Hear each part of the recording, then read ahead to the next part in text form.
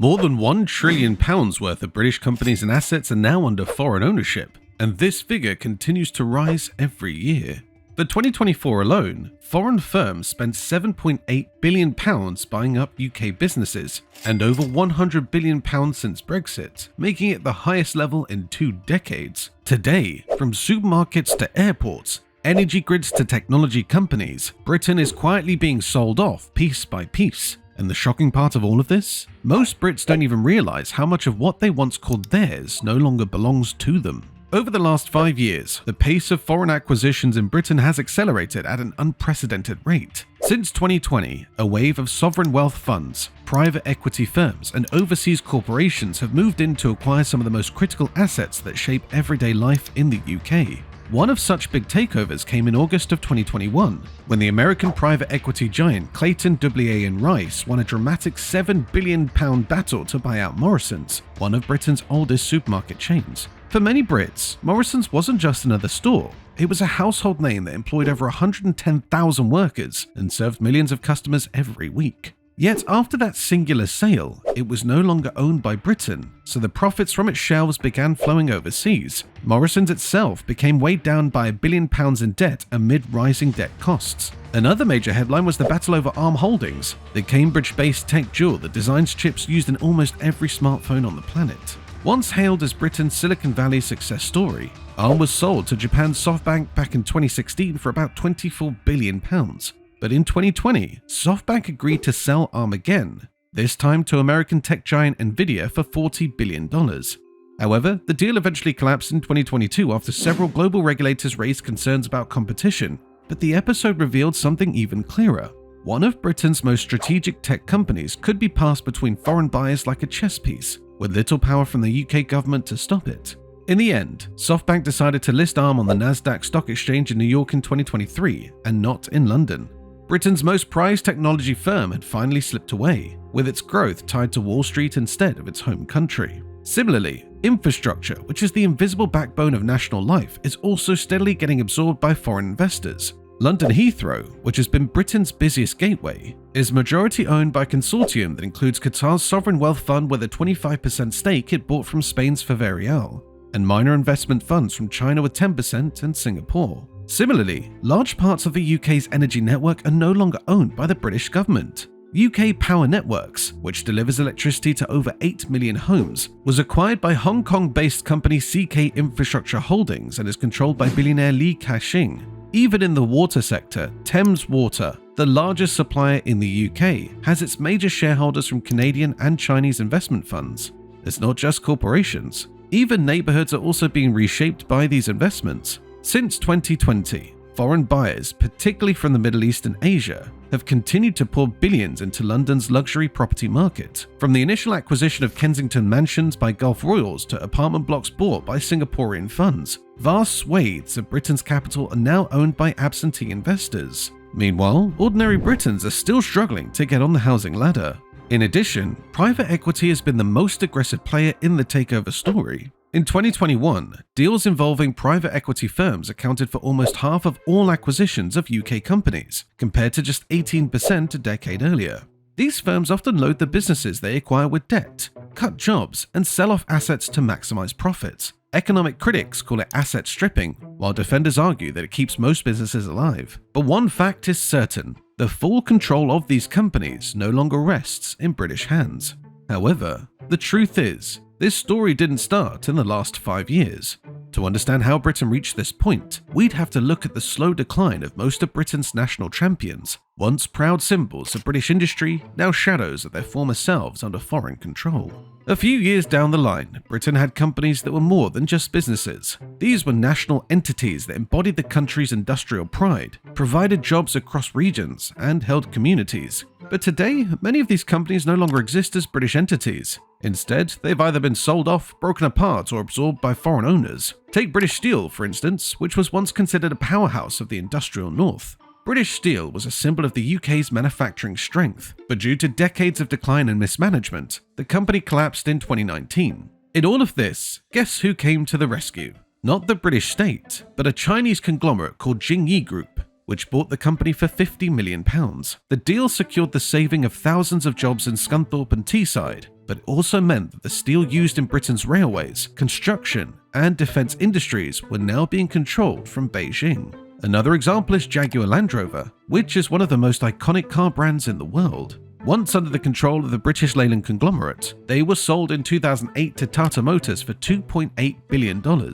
Since then, Jaguar Land Rover has continued to produce cars in the UK, but its profit and strategic decisions flow back to its parent company. For the UK, it was both a relief as Tata kept factories open when Ford wanted to sell, and also a reminder of dependence on other countries. In the energy sector, British Energy, which was once the UK's leading electricity generator, was also sold in 2009 to Électricité de France. That meant Britain's nuclear power plants, which form the critical infrastructure for energy security, were suddenly in the hands of foreigners. EDF today is one of the largest suppliers of electricity in the UK, and decisions about its nuclear future are made mostly in Paris, not London. These stories are not isolated. One after one, companies like Cadbury, which was sold to the US food giant Kraft in 2010 for $19.5 billion, Asda, which was bought by US retailer Walmart in 1999 before being sold again to billionaire Issa Brothers in a £6.8 billion deal in 2020, and Iceland's energy assets, which were bought by Chinese and Middle Eastern investors, all show a long-term trend of foreign acquisition. But one might begin to wonder, why was this allowed to happen? Well, part of the answer lies in Britain's laissez-faire takeover rules. You see, unlike France or Germany, where the governments often intervene to block foreign acquisitions of strategic firms, the UK has historically adopted an open market philosophy. The logic to this was simple. If investors want to buy, let them. So successive governments, both Conservative and Labour, saw the investment of foreign capital as a sign of confidence in Britain's economy. But in practice, it meant that even companies that are critical to food, energy, or technology could be sold off with very little resistance. Debt and undervaluation also played a role in the acquisition of UK-based firms. Many British companies struggled after the 2008 financial crisis, as their share prices declined amid weak sheets. Foreign buyers saw an opportunity to purchase undervalued assets at a low cost, restructure them, and reap the rewards. For boards and shareholders that were short of cash flow, the offers were often too good to refuse. But the long-term cost was the slow erosion of Britain's control over its own industrial base. The pattern of acquisition becomes even clearer when compared with the rest of Europe. In France, Macron's governments have repeatedly blocked major foreign takeovers of companies deemed strategic to the nation, such as defense firms and food producers. Similarly, in Germany, the state has stakes in companies like Volkswagen, so it has a say in key decisions. However, Britain has largely stood back. Even when concerns about national security or industrial independence were raised, most of these deals often went ahead. So, has Britain been too willing to sell off its national assets, trading long-term resilience for short-term financial gain? And if so much of what once defined British industry has already been lost, what does this mean for the everyday services and utilities we all rely on? Few things hit closer to home than property. In Britain, owning a home has long been seen as the ultimate marker of security and success. But over the last 2 decades, that dream has continued to slip further away for millions, while overseas wealth has poured in to reshape the housing market. At the top end, London has become a magnet for billionaires, ranging from Russian oligarchs, Middle East oil tycoons, and Asian investors. They have all snapped up some of the city's most expensive homes. Back in 2021, it was revealed that around 250,000 properties across England and Wales were owned by foreign buyers, with London being the hotspot. From £20 million mansions in Kensington to glass towers in Canary Wharf, huge swathes of property are owned by people who may never set foot in them. Many of these properties sit empty, while serving as a safe deposit box for their wealth rather than homes for families. But it's not just luxury property. In recent years, foreign money has targeted ordinary housing too. A striking example is the rise of the build-to-rent sector, where large investment funds buy or develop blocks of flats just to rent it out. In 2022, more than £1 billion was poured into these UK build-to-rent schemes, with big players including Singapore's sovereign wealth fund GIC and Canada's Oxford Properties. This model creates professionally managed rental housing, but it also concentrates the ownership of these properties in the hands of a few landlords living outside of the country. The consequences are now getting clearer. Housing prices have soared, far outpacing the wages of workers. Back in 1997, the average cost of housing was 3 times the average income, but by 2023, the figure has increased by over 9 times. as first-time buyers struggled to save, while more renters faced record costs to secure a place. For example, London saw its highest recorded hike in rent in 2023 when the average monthly rent hit over £2,500, while the rest of the UK was at £1,190. A deeper issue is the shift towards what economists called a rentier economy. Instead of wealth being created through activities like building cars, producing steel, or inventing technology, it is increasingly gained through the ownership of assets. Landlords, funds, and corporations collect rents, fees, and interests. Ordinary people work and pay, but the profits often flow out of the country. This, no doubt, creates a vicious cycle as more money flows into property and sends the prices higher. As these prices go higher, fewer locals can afford rents. In turn, landlords and corporate funds tighten their grip by collecting steady profits while ownership drifts further out of reach. And then there's another side to it: power. To a great degree, these acquisitions and ownership aren't just about money, it's about control. Who decides what gets built, how much rent costs, and who gets access to housing? Increasingly, those decisions are being shaped in corporate boardrooms across the English Channel. But here's the bigger question. If the homes and companies scattered across the UK are increasingly going into foreign hands, what happens to the middle class itself? What happens to the very group that once anchored Britain's economic independence? For decades, the British middle class stood on a foundation of ownership. Owning even a modest home, holding shares in British companies, and building a pension pot were once seen as achievable milestones. But in the last 20 years, that foundation has been gradually crumbling due to rent, fees, and foreign-owned corporations that now seem to dominate the system. Let's start with the most visible measure of middle-class security: housing. Back in 1991, more than 67% of households in England owned their home. By 2022, that number has slipped to just 63%, and in some regions, especially London, home ownership rates among young families fell below 50%. However, the sharpest decline has been among younger people. For millions of Brits, the dream of climbing up the property ladder has become a fantasy. In 2000, around 10% of households were in the private rental sector, but by 2021, that figure had more than doubled to over 20%. That's a representation of nearly 5 million households. And who are the new landlords? Increasingly not British citizens, but large foreign-owned institutional investors. A generation ago, a young couple might have paid rent to a local landlord, saving for retirement. Today, that same rent could be going to a Canadian pension fund or a Qatari investment vehicle. But it isn't just British homes that are slipping away. The British pension, which was also one of the backbones of middle-class stability, was following behind. Traditional pension schemes, which guaranteed workers a set income after retirement, have significantly vanished in the private sector. In 1997, around 46% of private sector employees had access to such pensions, but by 2020, that number had dropped significantly to below 15%. As an alternative, most workers now rely on contribution schemes, which are subject to the swings of the stock market, to stay afloat in old age. Many of those funds get heavily invested overseas, meaning most British workers' retirement security is tied to assets they don't control in countries they do not live in.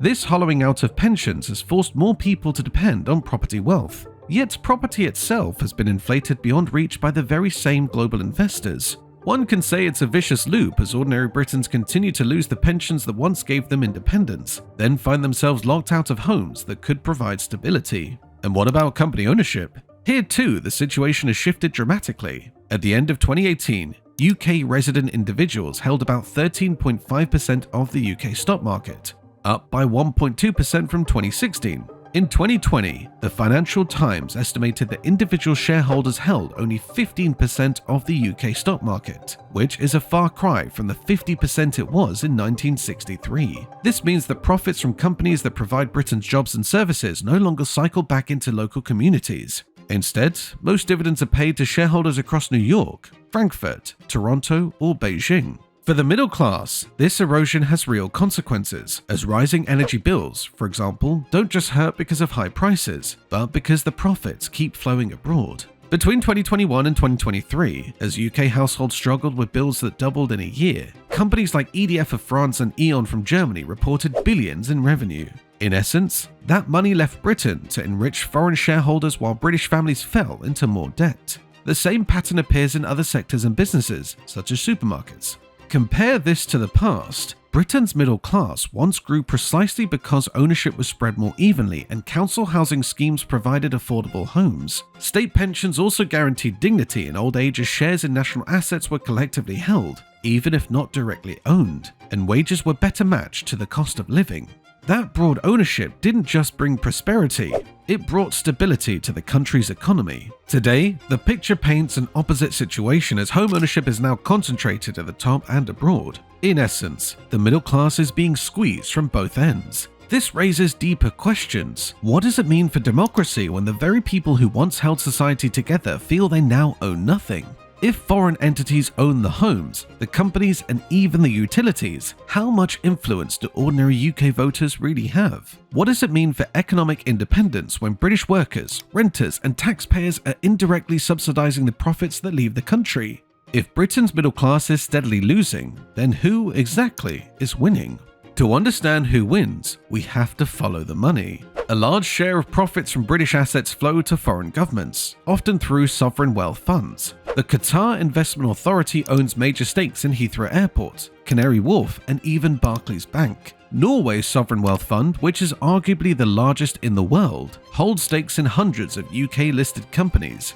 Singapore's Temasek Holdings and GIC remain significant players in everything from housing to infrastructure. All these funds exist to serve their own citizens. Then there's the emergence of private equity firms. Groups like Blackstone and KKR of the United States have become notorious for swooping in to buy British companies, loading them with debt, and taking out the profits. Blackstone, for instance, has continued to pour billions into UK student housing and turned what was once a relatively affordable stepping stone for young people into a high-rent, high-return asset class. Through this method, these firms win twice. First, by collecting steady rents, and second, by flipping assets for huge profits down the line. Global investors too win in ways ordinary Britons do not. When Britain's most successful tech company, Arm Holdings, was sold to Japan's SoftBank in 2016 and later floated in the US rather than London, the symbolic message was clear. The crown treasure of British innovation now serves shareholders elsewhere. And in 2023, when Microsoft sought to acquire the UK-based gaming giant Activision Blizzard,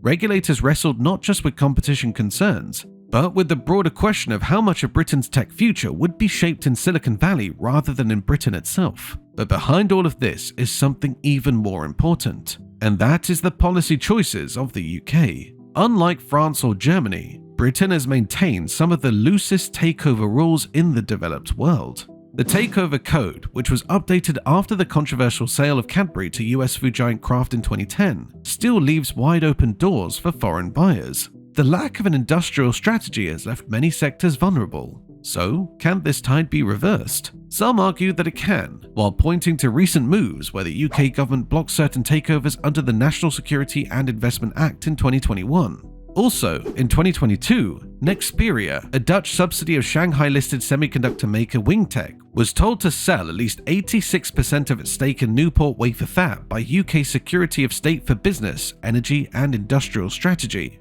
But these cases are rare exceptions rather than the standing rule. However, the bigger issue is whether Britain has the political will to reclaim ownership. Rebuilding public control of utilities, strengthening pensions, or protecting national assets would require not just new laws, but a major shift in the overall ideology. For 40 years, Britain has embraced a model of privatization and globalization, and reversing it would mean confronting many powerful financial interests at home and abroad. But here's the looming question. What happens if Britain doesn't act at all? What if this pattern continues, and the UK risks becoming a country where the essentials of life, such as homes, utilities, and companies, are owned and controlled elsewhere? Is the UK still truly independent if foreign buyers control its wealth? What would it take to truly take back control for the people, not just in slogans, but in reality? If nothing changes, then the future may look less like a nation of owners and more like a nation of tenants who keep renting back what once belonged to them. Thank you for watching. If you enjoyed this video, please hit the like button, drop a comment, and subscribe to the channel for more. See you in the next video.